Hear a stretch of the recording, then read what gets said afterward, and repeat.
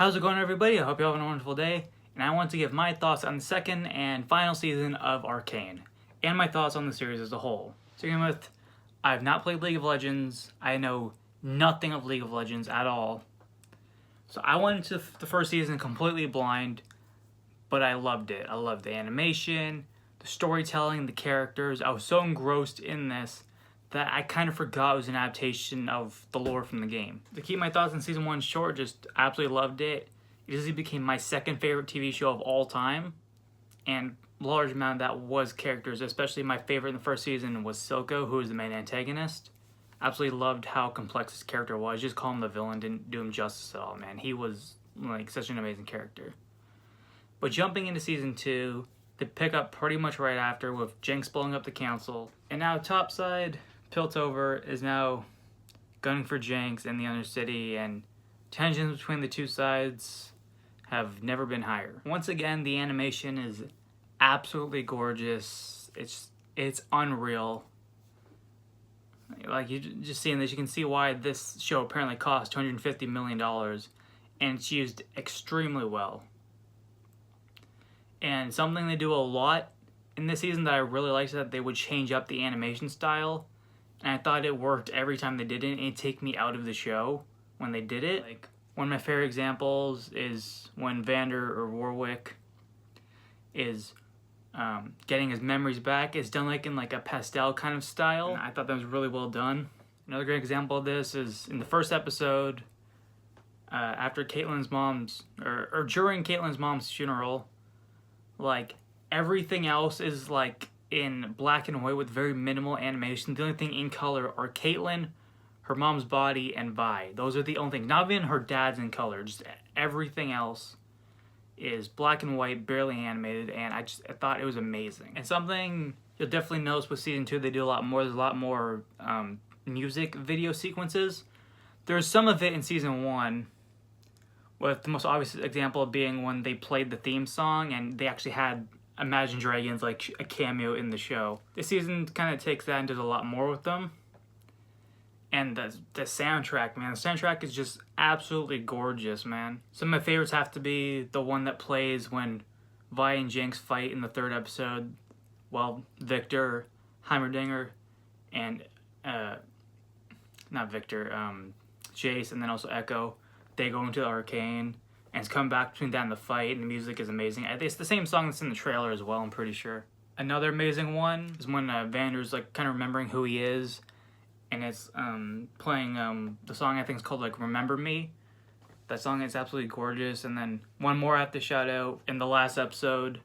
I don't know the title of it, but it's the montage when Jinx is burning down the last drop, you know, the bar, and then she's gonna kill herself, but I don't know, just the lyrics it really worked, especially the line maybe death is like falling asleep. Like I thought that song was beautiful for the very, very dark scene that it is. It's an absolutely gorgeous song. Yeah, those are just some of the examples of like how good the music is in this, and like how it adds to the show. Because, you know, music in media, you know, it has to convey certain emotions to the audience, right?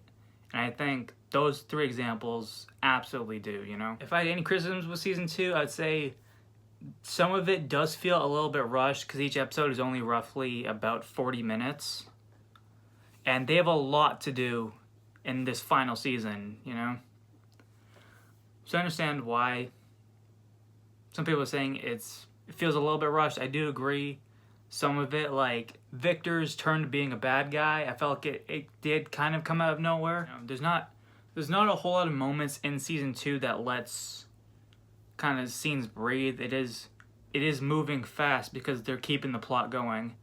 And season 1 was like that as well. You know, it's kind of plot first, but I think season 1 did a little bit better job with the slower scenes, letting them breathe a little bit more so you can get connected to the characters. Like, season 2 does a little bit more of jumping scene to scene to scene, you know, because there's a lot more going on in the plot, especially this time. Other than that small criticism, I still overall loved it. I thought it was a very solid conclusion to this story.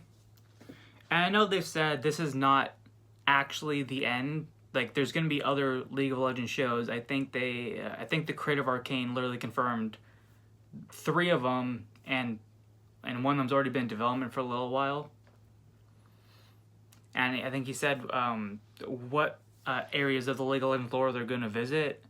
I think Noxus is gonna be the next one, because during the ending of the last episode, they showed the crow with 3 eyes, and that's a reference to a character from League of Legends. Like I said, I don't really know League of Legends, but like fans of the game seem very excited about what that means. So, and a lot of them are saying Noxus is gonna be the next show. One thing I thought that was handled very well was the romance between Vi and Caitlyn, because it was kind of a will they won't they in the first season, but in season 2, as Caitlyn kind of goes down this darker path for wanting vengeance on Jinx, Vi is desperately trying to hold on to what they still have, and they have their kiss in the 3rd episode. That's really sweet, as Caitlyn's trying to reassure Vi that she's not going to change, but she ends up changing anyway. And they actually do like a full-on romance sex scene in the second and last episode. Again, I thought it was set up properly. They told us beforehand that there was going to be a sex scene in the season, and I was saying it's probably going to be between Vi and Caitlyn, right? That would make the most sense. I thought it worked out. Some people were like, oh, it wasn't set up, even though it was. You know, these two very much cared about each other. You know, it's no surprise. And yeah, I know the war's coming in the next episode, but it's one of those few times it's like, they might not get another chance, so they just kind of take the opportunity. So I thought it fit well, and there was a couple times, like, I found myself getting, like, really emotional, like tearing up. The first one being, really being when Vi hugs Vander, who's Warwick now, and then she turns to Jinx and she's like, "What are you waiting for? He's your dad too." That just hit, man. That was so emotional. The other one is when Jinx is in prison, which, by the way, her hair is crazy long, man, when she's in jail. Like, because she took the braids out, and you just realize just how long her hair is. It's crazy. And then she imagines Soko talking to her, and he's basically like, saying it's like the only way to break the cycle of this violence is to know when to walk away. And that scene really hit me, because like I said, Soko is my favorite character. And when he died in season 1, that got me to tear up. Like, that's how much I cared about that character and his relationship with Jinx. And I got that feeling again, even though it was just an hallucination. It just, that really spoke to me, you know? It's like she's imagining kind of like Soko at his best, so to speak. And then the last time is when Jinx sacrificed herself for Vi.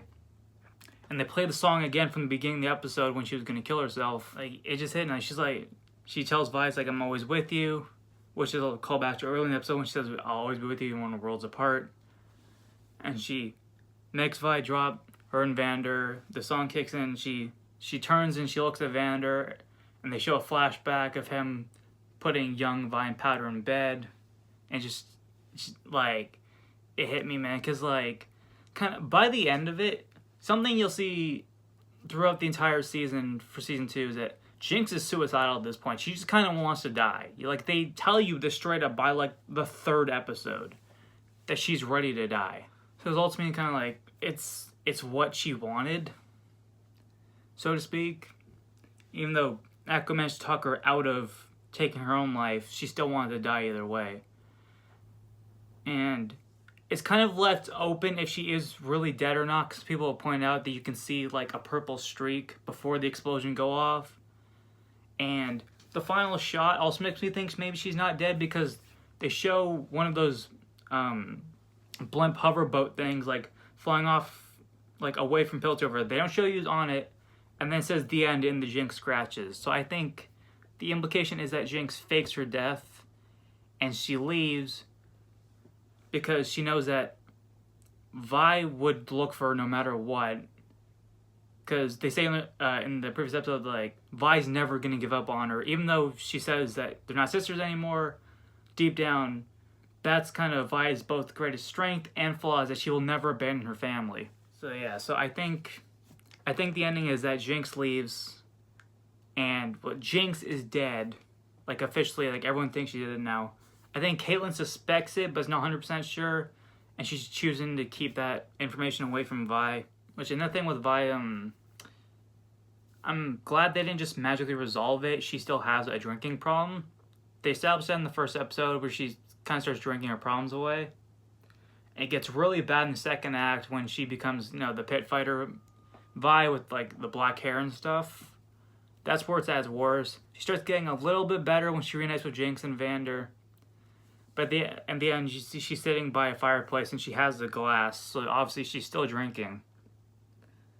So I like that they just magically resolved that, And yeah, Caitlyn has to, you still in this fight, and Vi's like, I'm the dirt under your nails. Which I saw some weird people saying like, oh, Vi's comparing herself to dirt, but that's not what she means. She's saying that Caitlyn's stuck with her, that's because they love each other. Like, that's writing 101. It's called a metaphor. Yeah, absolutely. I love this show. I'm going to miss it. I'm excited for where they go next because I heard the League of Legends lore gets really insane at points. So if they keep on like the same writers and stuff, and it's the same high quality animation, storytelling, character work, I'm going to be there for it, man. And last thing I want to mention, they have the side character Maddie, who's one of the enforcers who, after Vi and Kate kind of have their breakup, so to speak, Caitlyn ends up getting with Maddie. It's not really so much as like a romantic thing. It's more just like Caitlyn's using sex to cope while, Vi's using drinking, right? Like that's an interesting contrast. But then you find out in the last episode that Maddie actually works for Mel's mom and she's a traitor. And she's going to shoot Kate in the head. When she pulls the trigger, Mel comes in with her shield. And the fucking bullet deflects and hits her in the face. I was so happy. That was like 3 minutes after he found out she's a bad guy. She immediately dies. I was like, that is karma right there. That was amazing. That was the most satisfying death. One thing I gotta talk about, episode 7 might be the best one, just from a writing standpoint, because it shows what happens to Jace, Heimerdinger, and Echo, like what happened to them. Echo and Heimerdinger, they end up in this alternate reality where things kind of just worked out. Hex Tech was never invented.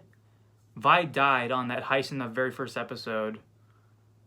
But other than that, everybody else is alive and well. Even Silco's still alive. He made amends with Vander. Echo's father figure, I forget that guy's name, is alive. Powder's other, adopted brothers, they're both alive. And Echo and Powder are, a thing in this world. Because that is also something from League of Legends I know, is that Echo liked her before she started talking to her guns. I know that. And it has a little bit of a Spider-Verse vibe, which I'm not complaining about at all. And when Heimerdinger's making the device to get them back home, he says something along the lines of, you need to take the time you have to appreciate what you have now. Which I like, because Heimerdinger is basically telling Echo, it's hey, this will be the last time you get to experience this piece before we go back to our reality that's not this. So Echo goes, he has a dance with Powder, which is another animation change I like, is because they slow it down. It's kind of like stop motion animation almost. Yeah, I really liked that. And then they're sitting together on the ledge you've seen a few times throughout the show. And then Powder's going to kiss him. He's a little hesitant at first. And then he asks, can we pretend it's the first time? Which is also the title of the episode. And they share a kiss. And then he goes back home. Heimerdinger, I think, sacrifices himself because he jumps out. He tells Echo, it's basically you made life worth living or something like that. Which is one of the things I was rushed. I feel like we didn't see enough of their friendship to warrant this kind of dialogue. We've only seen them together a couple times, But people point out in the lore that the species that Heimerdinger is, they technically can't die, so I don't know. We'll see if he comes back later on. Yeah, so Echo goes back home. Meanwhile, Jay's literally in Silent Hill. He's in hell, man. He went to a world where it just went to shit. Everyone's dead. There's bodies everywhere. He ends up falling to a hole and breaking his leg because he smacks his hammer on it when he falls and he hits his face on thing.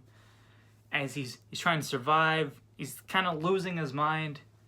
He eventually gets to the wizard who saved his mother's life, way back when.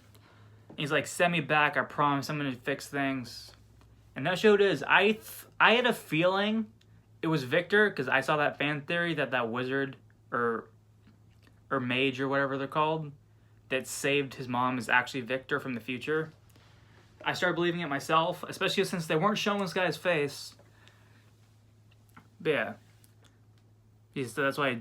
Yeah, so Jace makes promise he's not gonna fail, and then the final episode ends up leading to is that Jace shows Victor. It's like, hey, a future version of you came into me and basically like, yeah, what you're doing now, it just leaves you lonely, you know? So they kind of disappear. I don't know if they're dead or not. The show doesn't really make it clear. They just kind of disappear.